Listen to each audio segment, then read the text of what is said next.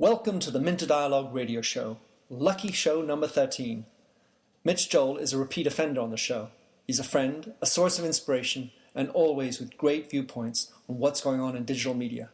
It was recorded when I was lucky enough to visit my old stomping grounds in the wonderful city of Montreal, Canada, on the 1st of August, 2011.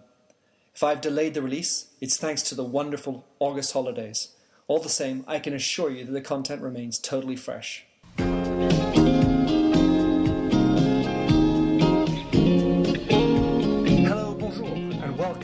Dialogue radio show, where we discuss brand marketing with a focus on all things digital. I am Minter Dial, and I'm author of the blog themindset.com. That's TheMyndset, where branding gets personal. You'll find the show notes on the blog for the upcoming interview. So let's cut to the quick. Enjoy the show.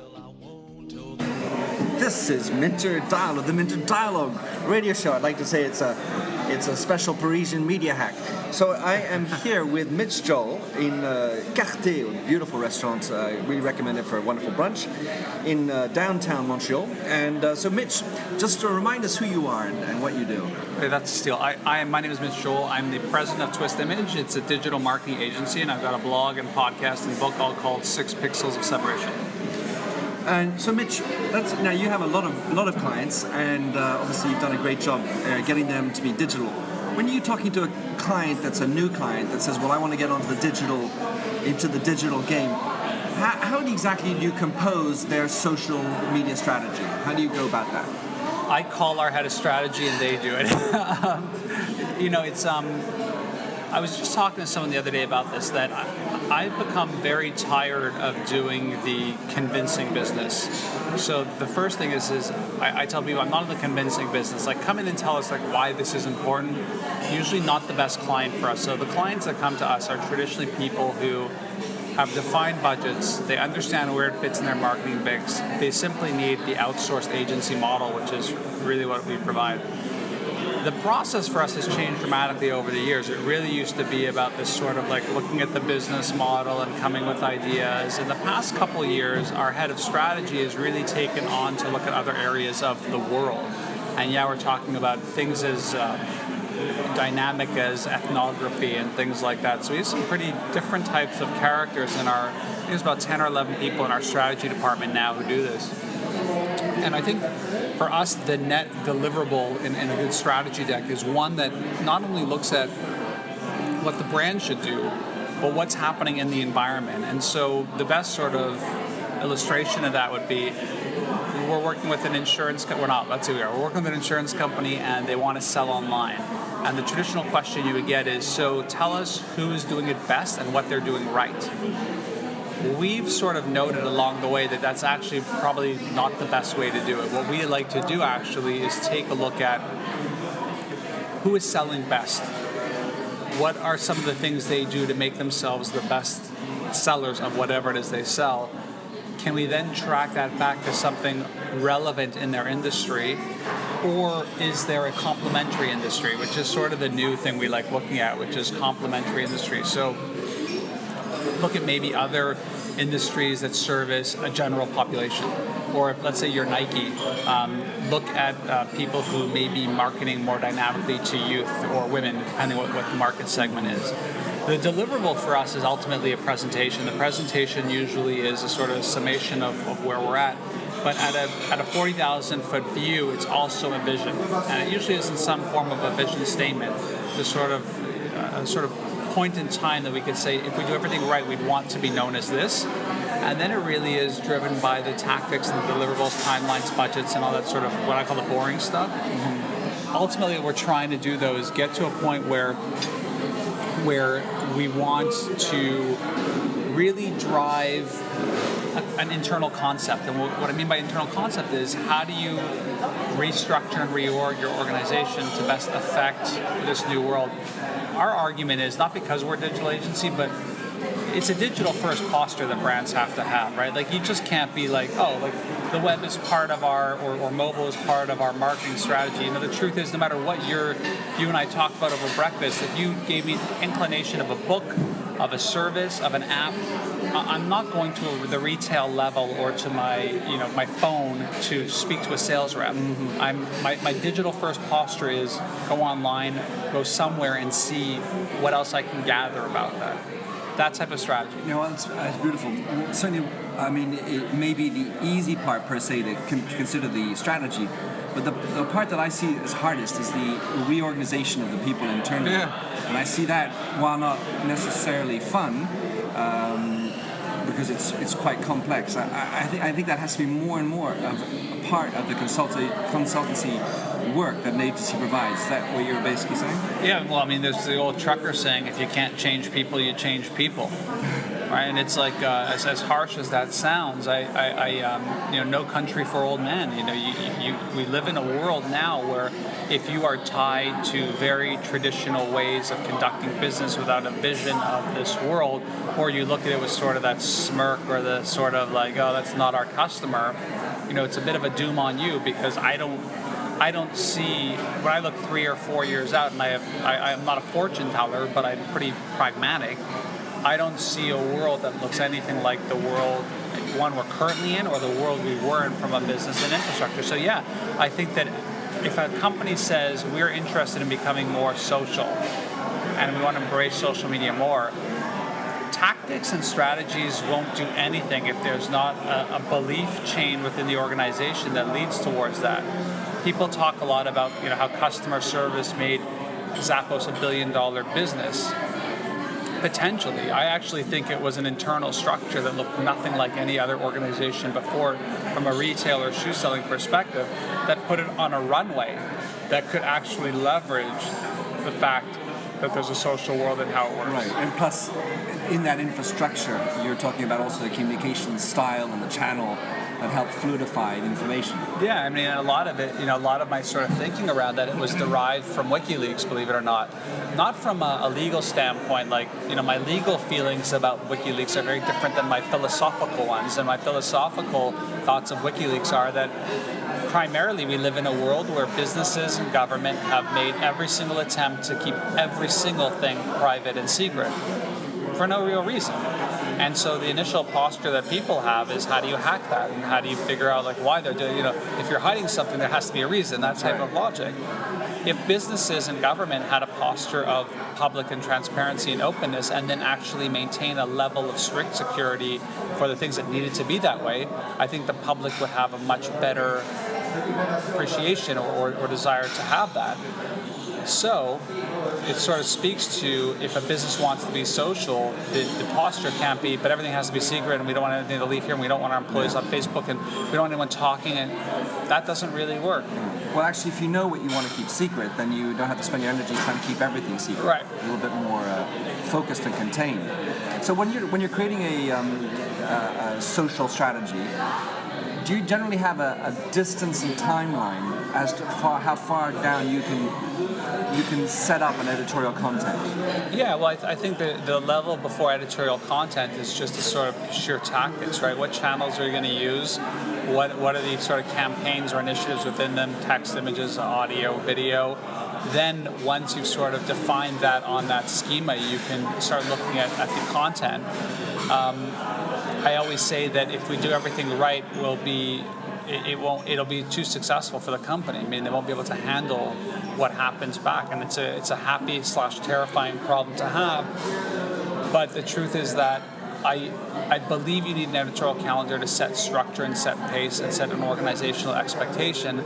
I think the editorial calendar has to be tossed once you're in flow and doing it, simply because the people who do it well, it's a natural evolution of who they're. Like, I don't need an editorial calendar. Right, they start learning. Right, they start learning how to do it and then take it on from there. It has its own life. Yeah, I mean, years ago when we first met, I had one slide that said everything is content.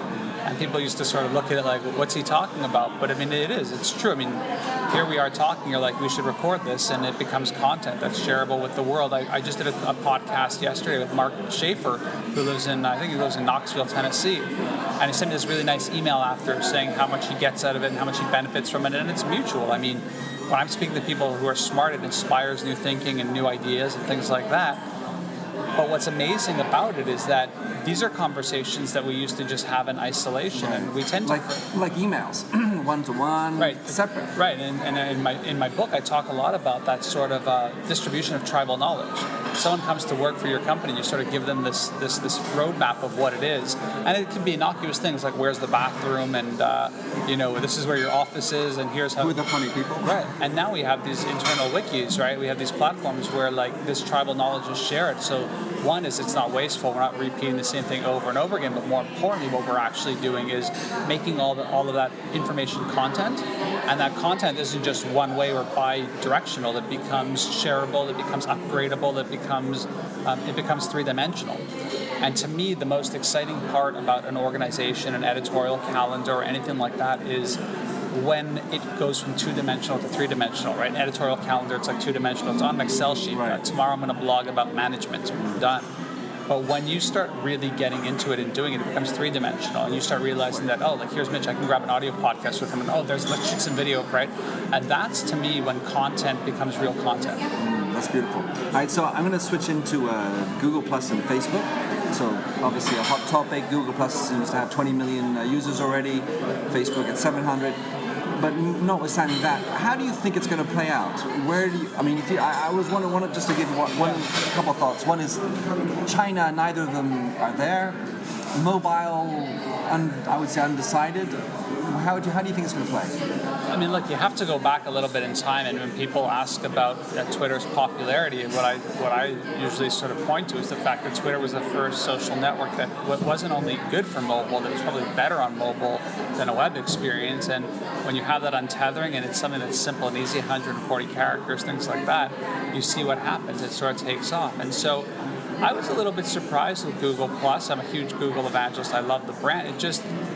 I wrote a blog post called In the Age of Codependency with Facebook. I felt that Twitter was really successful because it was codependent with Facebook. I saw Google Plus as a direct competitor. And not that Facebook is too big for anybody to take down. For years people said, what company could be bigger than Microsoft? And then Google comes along. And what company could be bigger than Google? And then Apple comes along. I mean, it's just normal for human nature, right? The truth of the matter is the challenge that I think Google Plus will have and Facebook will have, it's not necessarily driven by location. I think that social networks are funny by their very nature. I mean, Google had Orchid, which is tremendously popular in South America and nowhere else really. I think the challenge Google Plus will have is it's not the 20 million that come in because it's exciting and new.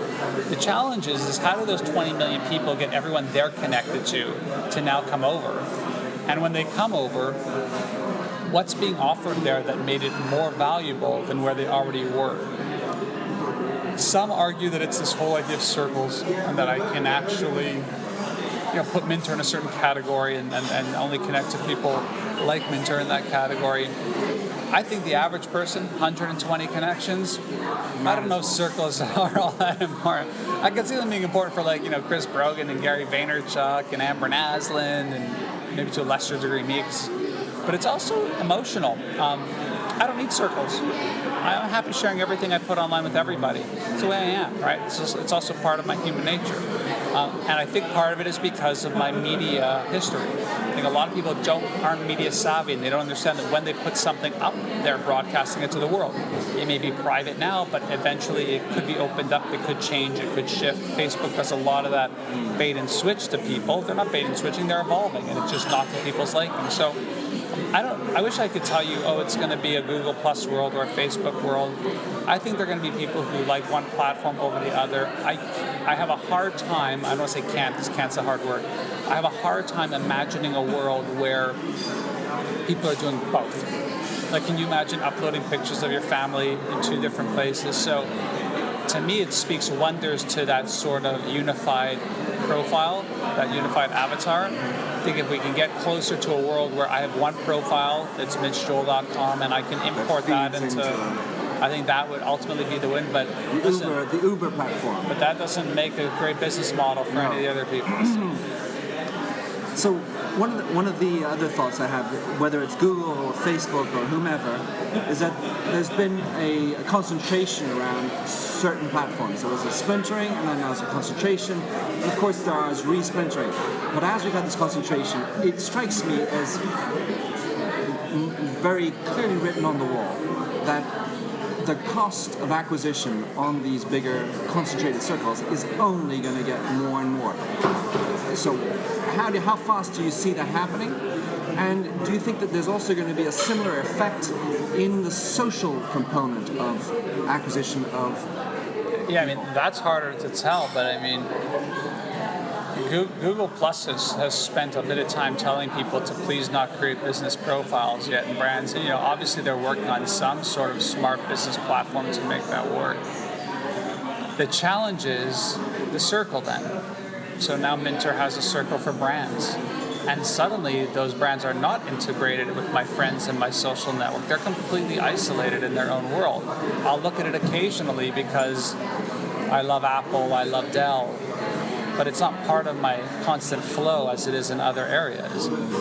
So while many people laud the circle as like the greatest thing ever for an online social network, and I agree that being able to segment your network is very important, what I think businesses fail to realize is that they get all placed into that area. Think about your email. You probably have a folder for your e-newsletters. Those aren't your friends. Those aren't your personal files. And it skips my inbox. Right, and those are the things that you filter over there in the hopes of maybe one day when you're on vacation, you'll skim through and print up 4 or 5 articles, right? I mean, it's really become this sort of barren wasteland of tumbleweed of brands. So I wouldn't even look at it from a cost per acquisition model. I would look at it more from if I were a brand today looking at these new platforms and trying to figure things out, what I would be thinking about is how do I really add value without shilling in a very long form hope that people resonate, work, and want to be a part of the brand. And I'm not trying to be ambiguous. It's just I don't believe that any of these networks are being set up in a great way to create any form of direct response. I just haven't. I mean, I think Twitter might be the closest to that because, if you are a brand on Twitter, you could blast out a 20% off sale, and if you got the followers, great. I just think once that content gets relegated to a circle that may not be the sort of main circle on your main sort of feed, that it's going to be a lot harder to strike above the noise, especially in a world where now let's say you're following 20 brands. What does that look like in a feed? It's almost noise. So if I go back to the first statement, which is basically you would subscribe to the belief that cost of doing a Google ad, Facebook ad, will inevitably rise over the near to intermediate future. Well, I think any media inventory rises based off of the demand for it. I think what people lose sight of in the digital sphere versus the traditional sphere is the traditional sphere is driven by audience size. The digital sphere is driven by interest. Right. And those are very, very different mindsets that you have to go into because one becomes making your brand as findable and as shareable as possible. The other one, the traditional one, is about making your brand present simply because there's a lot of people there. That's true. And at the same time, I think there's an unavoidable need to have a sufficient critical mass.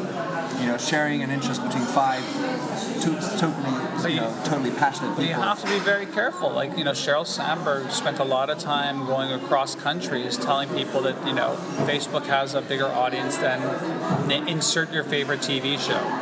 And the truth is, Facebook does, but Minter doesn't.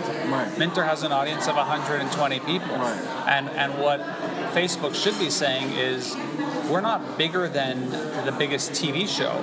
What we have is millions and millions of people who cumulatively have more interest, activity, et cetera, et cetera. So I think the conversation just needs to switch away from the audience. I talk about the how many to the who. It's still something that I'm stuck on. Brands can benefit from how many people. There's nothing. I'm not saying kill your sacred cows and no longer traditional. No, you got to advertise. You got to market. There's just new platform that is just fundamentally different from the way we've traditionally built advertising platforms. And the best way to explain it is, imagine a world that has been primarily led by advertising, which is what we have. And what happens is, and I see this on blogs to this day from very smart people, they'll tell brands, startups especially, I see this a lot, like Fred Wilson had a very provocative blog post called Marketing.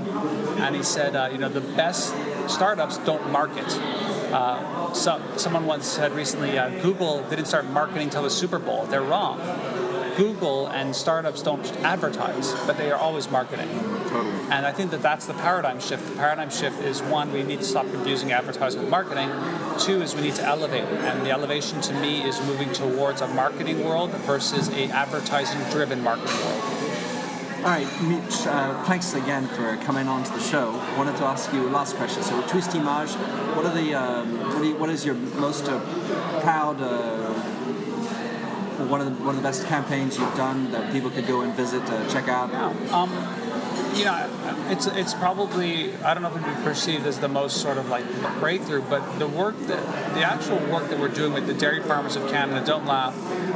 Sorry. Yeah, although you look at the Got Milk stuff in the U.S. and it's pretty profound from a campaign perspective. But again, it's a really interesting challenge. Milk is a completely unbranded product. You just buy milk. You don't category, right? You don't really look at it.